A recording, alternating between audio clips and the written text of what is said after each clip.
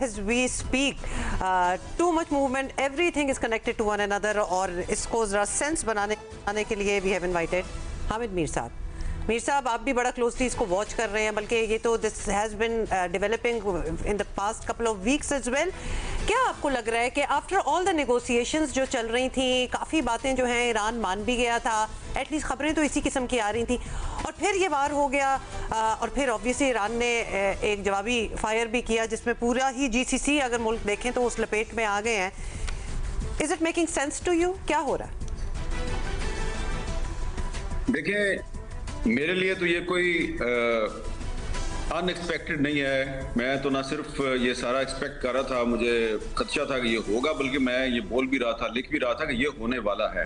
ख़ास तौर पे जब पिछले साल शर्मुल शेख में एक सो कॉल्ड किस्म का एक सीज फायर एग्रीमेंट हुआ था बिटवीन हमास एंड इजराइल, और उसके बाद ट्रंप साहब जो हैं वो अपने आप को एक पीस का चैम्पियन बना के सामने आ रहे थे, और उनको कहा जा रहा था जी इनको नोबेल पीस प्राइज मिलना चाहिए. तो उस वक्त से मैं लगातार ये कह रहा हूँ कि ट्रंप और नेतन्याहू ने ईरान पर दोबारा हमला कर रहे हैं, और वो उन्होंने कर दिया. और ये जब मोदी साहब जो हैं ये इजराइल के दौरे पर पहुंचे, और जिस दिन वो पहुंच रहे थे और नेतन्याहू ने एक स्टेटमेंट दिया था कि हम शिया एक्सट्रीमिस्ट और सुन्नी एक्सट्रीमिस्ट के खिलाफ एक रीजनल अलायंस बनाने जा रहे हैं, तो उस दिन वाज़ेह हो गया था कि अब ये ईरान पर हमला करेंगे.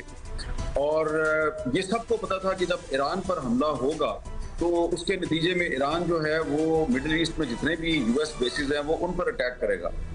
अब मेरे ज़ाती ओपिनियन में तो ईरान को थोड़ी एहतियात का मुजाहरा करना चाहिए, और जो कम अज़ कम ऐसे अरब कंट्रीज़ हैं जो कि इस कॉन्फ्लिक्ट में ईरान के मौक़िफ़ के काफ़ी करीब हैं, उनके पर हमला नहीं करना चाहिए ईरान को.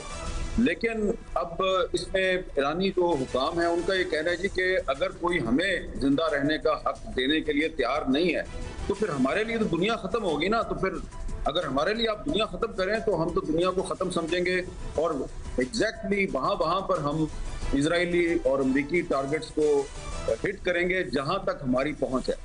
तो ये उनका मौक़िफ़ है. लेकिन मेरा एक ख्याल है कि ये जो आग लगी है मिडल ईस्ट में, क्योंकि अब ये सिर्फ ईरान तक तो महदूद नहीं है, आपको अच्छी तरह पता है, आप इसको मॉनिटर कर रहे हैं कि ये अब पूरे मिडल ईस्ट में फैल रही है.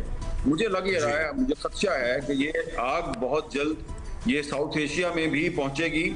और अगर खुदा ना खास्ता जैसा कि ट्रंप ने बहुत वाज़ेह अल्फाज में कहा है कि हम ईरान में रजीम चेंज चाहते हैं, तो अगर ऐसा हो जाता है और वहाँ पे फर्ज करें रजीम चेंज नहीं भी होता और ईरान में गड़बड़ शुरू हो जाती है, तो सबसे ज़्यादा गड़बड़ जो है वो ईरानी बलोचिस्तान का जो इलाका है वहाँ पर हो सकती है. तो वो जो गड़बड़ है वो पाकिस्तान में भी दाखिल हो सकती है. और कितना लाइकली आपको नजर आ रहा है? और ये क्लियर कट बरमला उन्होंने इजहार किया कि रजीम चेंज हो जाए और हम इस रजीम चेंज करने के लिए ये सारा कुछ कर रहे हैं, मतलब this is one of the objectives. और आवाम को भी उन्होंने हलाशेरी दी कि आवाम मामलात अपने हाथ में ले लें. आपको ये होता हुआ इस वक्त इस हमले के नतीजे में नज़र आ रहा है? क्योंकि जून में भी हमला तो हुआ था, बीच में बहुत से एहतजाज भी हुए, हुकूमत मुखालिफ रैलियाँ भी थीं, हुकूमत के हक में भी रैलियाँ निकलीं. आपको लगता है कि इस मरतबा रजीम चेंज का जो ऑब्जेक्टिव है वो हासिल कर लेगा अमरीका इजराइल? देखिए, जब 2 दिन पहले तेहरान समेत ईरान की तकरीबन 8-10 यूनिवर्सिटियों में बड़े बड़े मुजाहरे हुए थे ईरानी हुकूमत के खिलाफ, तो आप देखें कि परसों मोदी जो है वो इजराइल में था, और परसों ही नेतन्याहू जो है उसने ये कहा था कि हम एक रीजनल अलायंस बनाने जा रहे हैं शिया एक्सट्रीमिस्ट और सुन्नी एक्सट्रीमिस्ट के खिलाफ. और परसों ही जब ईरान की 8-10 बड़ी यूनिवर्सिटियां जो हैं वहाँ पे मुजाहरे हो गए, तो ये वाज़ेह था कि एक बहुत ही कोऑर्डिनेशन के साथ बहुत सी डेवलपमेंट्स जो है वो हो रही हैं. और इसमें किसी को कोई शक नहीं है कि ईरान के अंदर जो इजरायली और अमेरिकन इंटेलिजेंस एजेंसीज का नेटवर्क है वो बड़ा मजबूत है. उन्होंने वहाँ पे बहुत ज़्यादा इन्फिल्ट्रेशन की हुई है. लेकिन अब मेरा जो पर्सनल एनालिसिस है वो ये है कि इतनी बड़ी तादाद में तो ईरानी अवाम जो है वो कोई ऐसी तहरीक नहीं चलाएंगे जिसके पीछे ट्रंप जो है वो खड़ा हो गया. मेरा ख्याल से ट्रंप ने ये जो खुल्लम खुला कह दिया कि ईरानी अवाम घरों में बैठे और जब हम ईरानी क़यादत को टारगेट कर दें तो उसके बाद फिर वो आके इक़्तिदार पे कब्जा कर लें, इसका ईरानी हुकूमत को फायदा होगा जब ट्रंप खुल्लम खुदा ईरानी क़यादत की मुखालफत कर रहा है। लेकिन इस तरह के हमने देखा है पिछले 2-3 साल में जो इसराइल और अमेरिका है वो ईरान के अंदर टारगेट किलिंग करने में कामयाब हुए हैं। उन्होंने ईरान के जो अहम लीडर हैं, बल्कि हमास के कुछ अहम लीडर जो हैं, उनको बड़ी आसानी से ईरान के अंदर टारगेट किया है। तो अगर इसराइल और अमेरिका ईरान की जो अहम सियासी शख्सियात जो हैं, मैं उनके नाम नहीं लेता, लेकिन आपको पता है कि प्रेसिडेंट हैं, उनके जो स्पिरिचुअल लीडर हैं आयतुल्ला अली खामनई साहब, अगर खुदा न खास्ता उनको टारगेट करने में वो कामयाब हो जाते हैं तो उसके बाद हुकूमत की जो रिट है वो कमजोर हो सकती है। ऐसी सूरत में कोई अपराइजिंग जो है वो होगी, लेकिन मुश्किल लगता है कि तो उनका जो मोहरा है ना, जो उनका इस वक्त एजेंट है और चेंज, वो है साबिक शाह ईरान रजा पहलवी का बेटा प्रिंस, जो कॉल्ड प्रिंस। तो वो बैठा हुआ है हजारों मील दूर ईरान से, तो वो कैसे आएगा ईरान में, और ईरान में आके वो किन लोगों के साथ उसका राब्ता होगा, कैसे वो इक़्तिदार पे कब्जा करेगा, ये मुश्किल लगता है। मुझे ये लगता है कि जो ट्रंप और नेतन्याहू हैं, उन्होंने अपने इंटेलिजेंस नेटवर्क के जरिए कोई ग्राउंड वर्क किया हुआ है, उनका होमवर्क कंप्लीट है। तो वो कुछ अहम ईरानी शख्सियात को टारगेट करने के बाद within the Irani establishment, within the Irani regime, वो कुछ गद्दार जो हैं उनको ऊपर लेके आएंगे और वो कहेंगे जनाब कि हमने इक़्तिदार पे कब्जा कर लिया है। लेकिन अगर ऐसा ये होमवर्क वाली जो आप बात कर रहे हैं, जी कंप्लीट कर रहे हैं, अगर ऐसा हो जाता है, अगर ऐसा हो जाता है तो उसके बाद आप मैं पहले भी ये बात कह चुका हूं कि फिर ईरान पर ईरानियों की हुकूमत नहीं होगी, फिर ईरान पर इजरायली इंटेलिजेंस एजेंसी मुसाद और अमेरिकन इंटेलिजेंस एजेंसी CIA की हुकूमत, और हमारे बॉर्डर पे इजराइल का इन्फ्लुएंस और बढ़ जाएगा। बढ़ नहीं जाएगा, वो आपके बॉर्डर पे आके बैठे होंगे, तफ्तान के बॉर्डर पे बैठ जाएंगे बेसिकली। तो मीर साहब, अभी जो ये हमारा एक जो वॉर सिचुएशन चल रही है अफगानिस्तान के साथ, और उन्हीं दिनों में, उसी तनाज़ुर में नेतन्याहू और मोदी की जो मीटिंग हो रही है, ये आपको कोई लिंक आप इसमें बना सकते हैं कि क्योंकि इन्फ्लुएंस इंडिया का अफगानिस्तान में भी बहुत है, उनके अपने भी बड़े अच्छे ताल्लुकात हैं इंडिया अफगानिस्तान के, उनके बड़े मुआहदे भी साइन हुए हैं।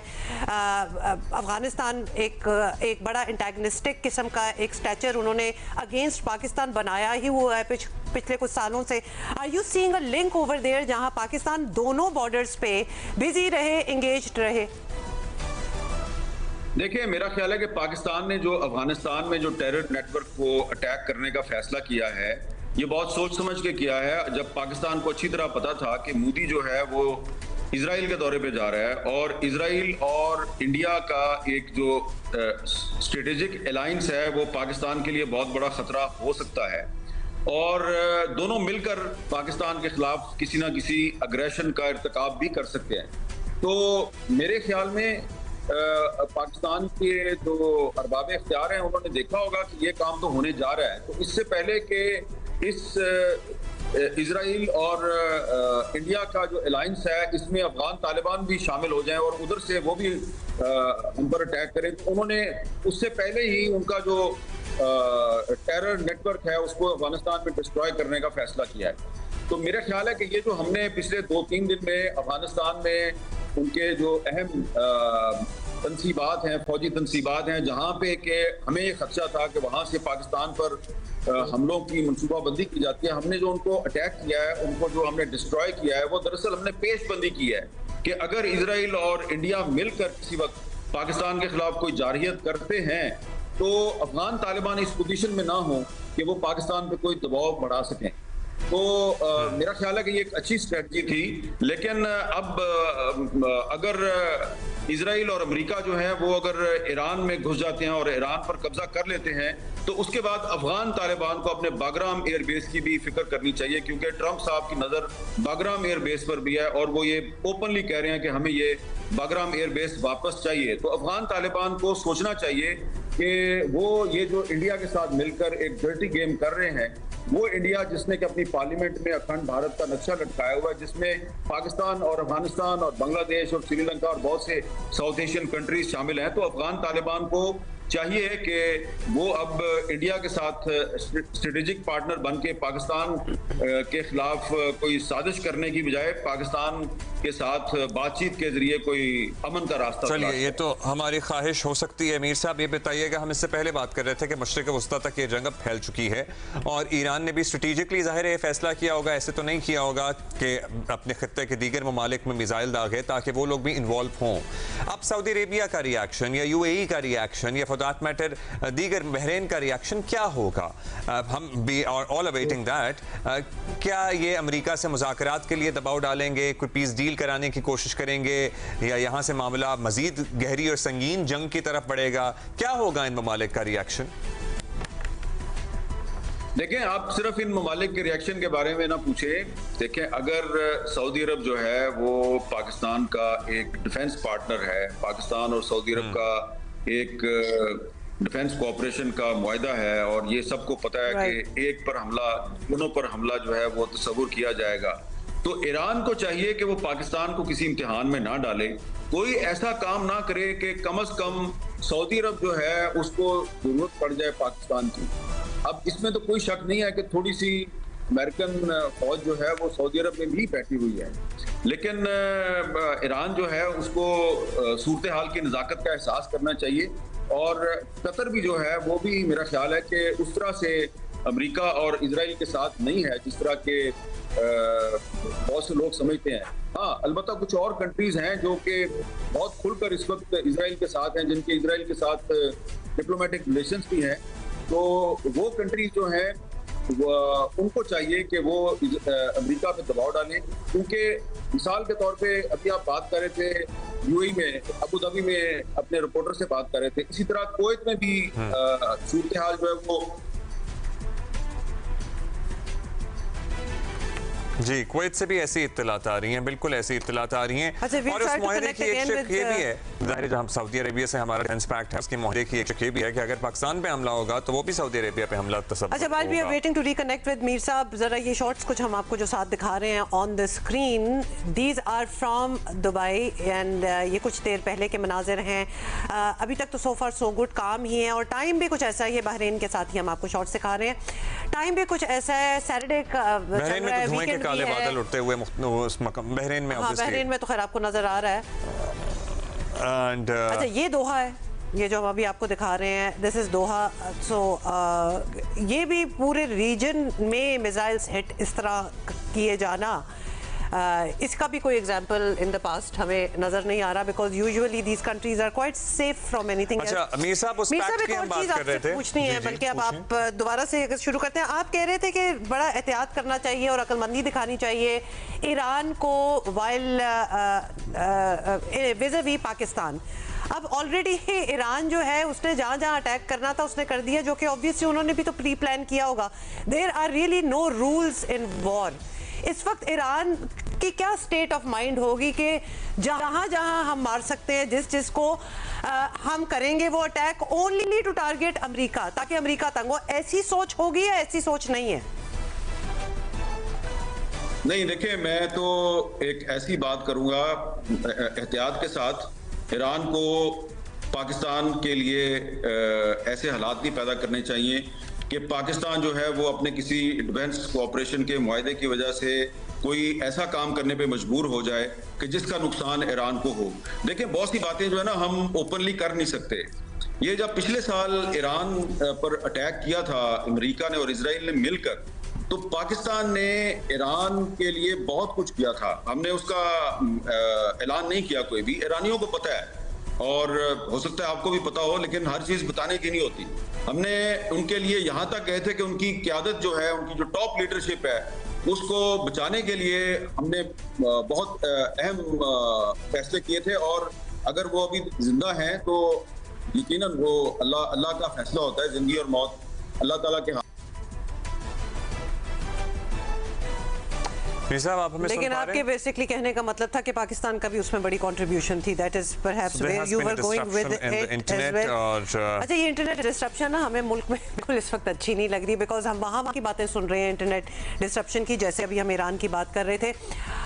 We are not there, so ये हमारे यहाँ ऐसा होना नहीं चाहिए। We will try to get connected. महाज की बात करें, जो अफगानिस्तान के साथ हमारा महाज खुला हुआ है, ऑपरेशन ग़ज़ब लिल हक, वो अभी चल रहा है, वो अभी हमारी ऑनगोइंग कैंपेन है एज वी स्पीक। उसके खात्मे का या उसको कंक्लूड करने का ऐलान पाकिस्तान की तरफ से नहीं किया गया है। बल्कि ऑन द कॉन्ट्ररी, जब तक वो टारगेट्स अचीव नहीं किए जाएंगे, कल DGISPR की प्रेसर में यही बात हो रही थी, तो तब तक ये ऑपरेशन भी चलेगा। अब एग्जैक्टली क्या क्या टारगेट्स हैं, ऑब्वियसली उसकी detail is another thing all together, लेकिन आप सही कह रहे हैं कि वो भी अच्छा मीर साहब, आप कह रहे थे कि पाकिस्तान, ज़ाहिर है पाकिस्तान के किरदार पे बात कर रहे हैं, हमारा डिफेंस पैक्ट है, लेकिन एट द सेम टाइम उस डिफेंस पैक्ट का एक शिक ये भी है कि अगर सऊदी अरेबिया पे कोई हमला होता है तो वो पाकिस्तान पे हमला होगा तसव्वुर, अगर पाकिस्तान पे कोई हमला होता है तो सऊदी अरेबिया पे हमला तसव्वुर होगा। सो हम सऊदी अरेबिया पे तो आज मिसाइल दागे गए हैं, हम पे तो 2 दिन पहले हमला हो चुका है ऑलरेडी। तो हम तो we are already in it Mir sahab. अब वो जो आपकी बात थी कि ईरान को बड़ा केयरफुली देखना पड़ेगा, मतलब हम तो ऑलरेडी हालत जंग में सारे ही आ गए, और जो नहीं थे वो हमारा तो महाज खुला हुआ है। जी आप सही कह रहे हैं ना, हमारा तो महाज खुला हुआ है। तो मैं यही कह सकता हूँ कि ईरान को दोबारा सऊदी अरब पे अटैक नहीं करना चाहिए, और ये ख्याल करना चाहिए कि पिछले साल जो ईरान के साथ जो हुआ था उसमें जो पाकिस्तान ने रोल प्ले किया था, और उसमें सऊदी अरब की भी तायद शामिल थी, पाकिस्तान ने बहुत अहम रोल प्ले किया था, और यकीनन ये इजराइल को और अमेरिका को पता होगा कि पाकिस्तान ने क्या किया था। तो जो भी इस वक्त इजराइल का और अमेरिका का हमला है ईरान के खिलाफ, बिल्कुल इंटरनेशनल लॉ की खिलाफवर्जी है। बहुत से यूरोपियन कंट्रीज का भी यही मौकफ है, और हम में से कोई भी इन हमलों की हमायत नहीं कर सकता। लेकिन ईरान को जो अपना रिएक्शन है उसको उसमें गुस्सा गालिब नहीं आना चाहिए, उसमें हिकमत जो है उसका ख्याल रखना चाहिए। और हिकमत का तकाजा ये है कि ईरान कम से कम सऊदी अरब पर दोबारा हमला ना करे, क्योंकि ऐसी सूरत में फिर पाकिस्तान को सऊदी अरब के साथ खड़ा होना है, और मेरा ख्याल है कि अभी भी पाकिस्तान सऊदी अरब के साथ खड़ा है। तो अगर मुस्तकबिल में अगर ईरान को जरूरत पड़ेगी कि अमेरिका पर और इजराइल पर डिप्लोमेटिक प्रेशर बढ़ाया जाए और सीज फायर की तरफ जाया जाए, पहले भी पाकिस्तान ने ये रोल प्ले किया था, तो इसमें पाकिस्तान और सऊदी अरब दोनों ही बड़े अहम हैं।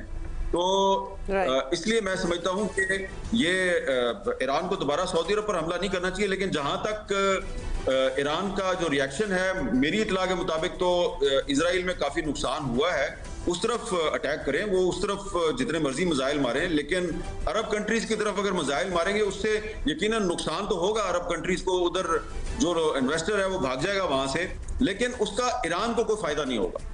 ईरान को कोई फायदा नहीं होगा। मीर साहब ये बताइएगा कि जो GCC मुल्कों में अभी अटैक किया है ईरान ने, एक दफ़ा तो मिसाइल फेंकी दी हैं, जिनमें वो जगह जो कि पहले बिल्कुल महफूज होती थी, बल्कि एक बबल की शक्ल उनको कहा जाता था कि they are unaffected by whatever is happening in the rest of the world, जिसमें दुबई ले लें आप, अबू धाबी, मनामा, मतलब आप कोई सिटी, ये बड़ी बेनाइन किस्म की जगह मानी जाती हैं।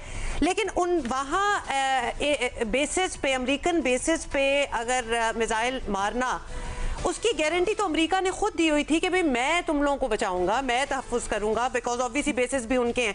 अब अमेरिका का क्या रोल हो जाता है कि एटलीस्ट इन मुल्कों को तो वो जरा सिक्योर और सेफ करे ना। अब तो अटैक उन पे भी हो गया, मिसाइल तो गिर गए, मिसाइल वो तो हो गया जो होना था। देखिए, अमेरिका जो है वो अगर इजराइल को नहीं सिक्योर कर सका, इजराइल पर अगर ईरान के मिसाइल गिर जाते हैं तो वो कहीं भी गिर सकते हैं। इसी तरह पाकिस्तान के मिसाइल जो हैं वो भी इजराइल पे गिर सकते हैं। वो उनको भी ये सोचना चाहिए कि अगर आप इजराइल और इंडिया मिलकर पाकिस्तान के खिलाफ किसी जारहियत का इर्तिकाब करेंगे तो पाकिस्तान के मिसाइल सिर्फ दिल्ली तक और मुंबई तक नहीं जा सकते, वो तेल अवीव तक भी जा सकते हैं, वो हैफा तक भी जा सकते हैं। और ये बात जो है उनको पता है। तो ये जो आपका सवाल है उसका जवाब ये है कि अगर अमेरिका जो है वो कतर को, UAE को और कुवैत को नहीं प्रोटेक्ट कर सकता तो अमेरिका अपने आप को भी प्रोटेक्ट नहीं कर सकता। और इसमें मैं एक और इंफॉर्मेशन ऐड करूंगा कि अब अमेरिका जो है उसको खबरदार रहना चाहिए कि उसने अभी चंद दिन पहले इसी फरवरी 2026 में अपने कुछ ट्रूप्स उसने नाइजीरिया में भी भेजे। ठीक है, तो नाइजीरिया जो है वो कोई इतनी सेफ जगह नहीं है अमेरिकन के लिए, क्योंकि माजी में कीनिया और तंजानिया में भी अमेरिकन बेसिस पर वहां पे अटैक हो चुके हैं। तो अमेरिका ये ना समझे कि ये सिर्फ जनाब जो लड़ाई है ये सिर्फ मिडिल ईस्ट तक रहेगी। ये लड़ाई एक तरफ साउथ एशिया की तरफ फैलेगी, एक तरफ ये अफ्रीका की तरफ जाएगी, और अगर इसमें टर्की भी आ गया तो ये यूरोप में भी फैल सकती है। अच्छा मीर साहब, जाहिर है बड़ी कॉम्प्लिकेटेड सूरत हाल है, बहुत ही गैर यकीनी बेयकीनी की कैफियत है।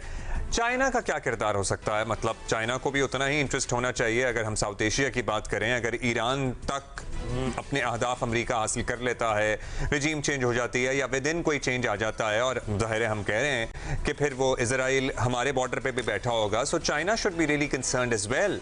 चाइना क्या किरदार अदा कर सकता है? वहां से अब तक क्या रिएक्शन आया है या आ सकता है? देखिए, चाइना का किरदार जो है वो काफी अरसे से आपको और हमें मालूम है। चाइना ने पहले भी ईरान और सऊदी अरब के दरमियान जो इख्तलाफात हैं उनको कम करने में बड़ा पॉजिटिव रोल प्ले किया है, और जो कुछ अर्सा पहले एक एग्रीमेंट हुआ था ईरान और सऊदी अरब के दरमियान, तो मेरा ख्याल है कि चाइना को दोबारा उसी एग्रीमेंट के तहत एक दफा फिर ईरान पर दबाव डालना चाहिए कि वो कम से कम सऊदी अरब पर हमला ना करे, क्योंकि सऊदी अरब पर हमले की सूरत में न सिर्फ चाइना के मुफादात पे जद पहुंचती है बल्कि उससे पाकिस्तान को भी बहुत नुकसान पहुंचता है। बहुत शुक्रिया आपका आमिर मीर साहब। थैंक यू मीर साहब फॉर बीइंग विद अस।